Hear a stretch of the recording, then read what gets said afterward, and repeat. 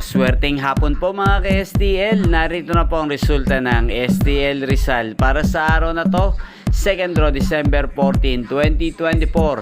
Araw ng Sabado, naway ang mga natayan niyo pong mga numero kanina ay manalo nawa ngayong hapong ito, 4 PM. Kaya kunin niyo na po yung mga tickets.